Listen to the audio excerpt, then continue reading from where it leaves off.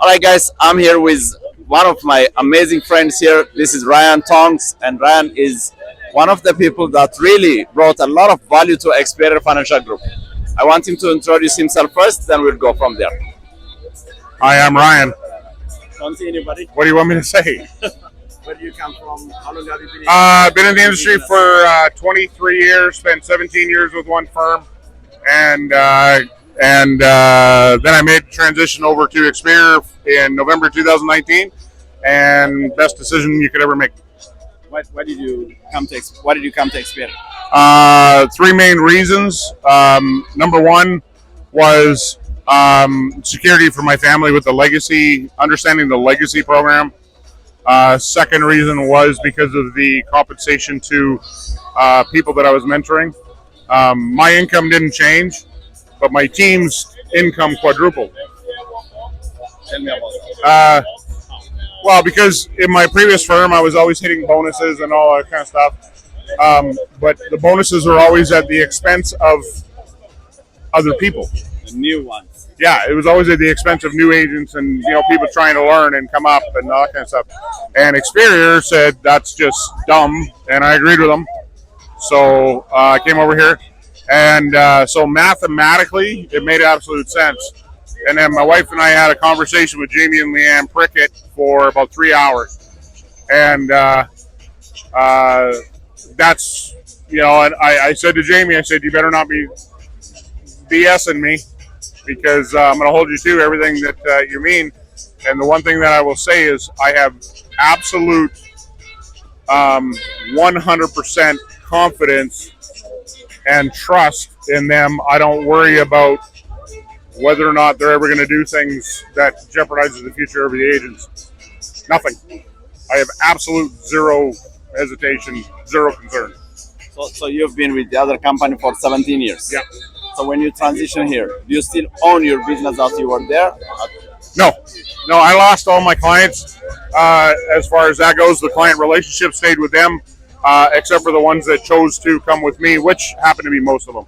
But there's still some products and some things that make sense to keep in place that my clients still hold, but they're under the other company. So I heard they people own their business there. No. And if any of them say that they do, all I know is they don't actually understand how they're compensated. And the reason why I'll say that is if they can pay you less than FYC on an insurance policy, that means you do not own the client. You do not own the relationship. And the way that they get around it is, in my previous company, World Financial Group, WFG is actually the agent. So the insurance carriers have a legal obligation to pay minimum to the writing agent, first year commission on an insurance policy.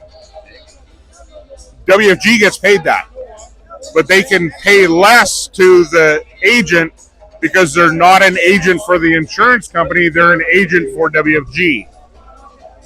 WFG is the agent for the insurance company. So people that are working there are not actually the brokers, they are the relationship managers. Yeah, they represent WFG. They don't represent the carrier. So the insurance companies know WFG as the agent, not the agent. 100%. 100%. And when you understand that, you realize you can't own anything. Not only do you not own anything, you can't. And so then they came up with this ownership program. I'm going to tell you right now, 85 to 90% of the people that are senior market director and above, 85% of them that think that they now have this ownership program will never qualify. And here you have ownership from day one, regardless of your title, regardless of your position. You have ownership of your clients. As you work in the position of being an executive director, you have ownership of your agency. And I don't have time today, but if you understand the legacy ownership program, I just explained it to somebody that's 30 years in the industry, one of our carrier partners, who happens to be one of the carrier partners of WFG, was blown away that we had that. But I have a question for you. I have a real question for you. If I am your agent, for example, let's say I'm a person under you in this Yep. case, all right? Now you have override on me. Yep. So if I decide to leave, and if the company allows me to leave with my entire business, Yep. so isn't that a threat to you? No. No, you train people enough that they can leave. You treat them enough, or treat them the way that they don't want to. So the thing is, if we don't treat them very well, they have to leave. So that means it's a process. It's a promise that we're going to keep every single person with respect and with all the promises delivered. That's right. It's not that complicated, right? Yeah. There's only two reasons why people leave.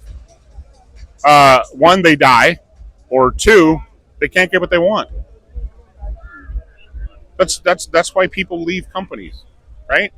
People jump around from one company to another because they're trying to get a better opportunity, get ahead in different ways, that kind of stuff. Well,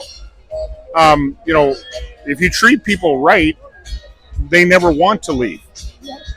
And if you compensate them properly, they never have to leave, right? And it's, if you treat people with respect, but all these companies that sit there and say, "Oh no, if you leave," like I had relationships, 17-year relationships with people that I have never spoken to since the day I left, that I thought were friends. Not at all.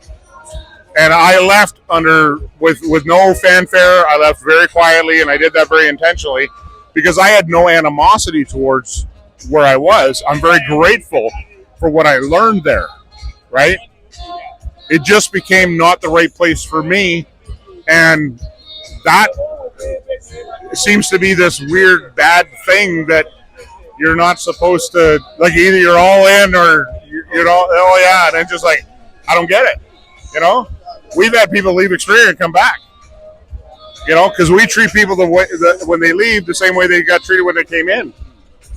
Well, the other thing is, I always say this: Experior's not right for everybody. I will say it's right for more people than any other company, but you always have to find the space that's right for you. And if anybody's ever challenging you or discouraging you from researching or finding out about other options or anything like that, and going through the self-discovery of figuring out what is right for you, they're not looking out for you, and they don't care about you. They just don't. They're only looking at their own bottom line. Guys, here is the thing. This is the promise that I'm going to get right now.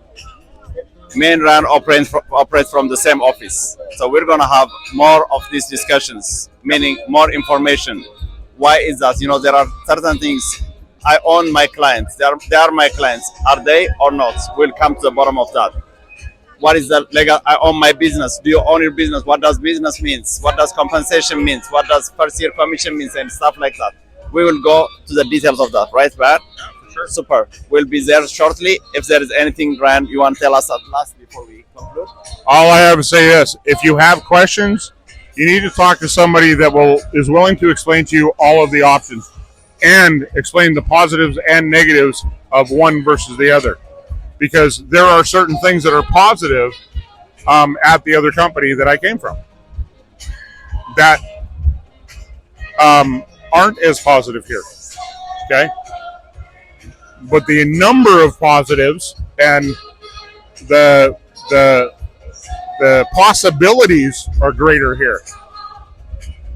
But that doesn't mean it's perfect for everybody. We're not perfect. We're just trying. We're giving it a perfect effort. How's that? Absolutely. Absolutely. I love that. I love that. Thank you so much, Ryan. All right. You're amazing. All right. Thank you so much, boss. Okay.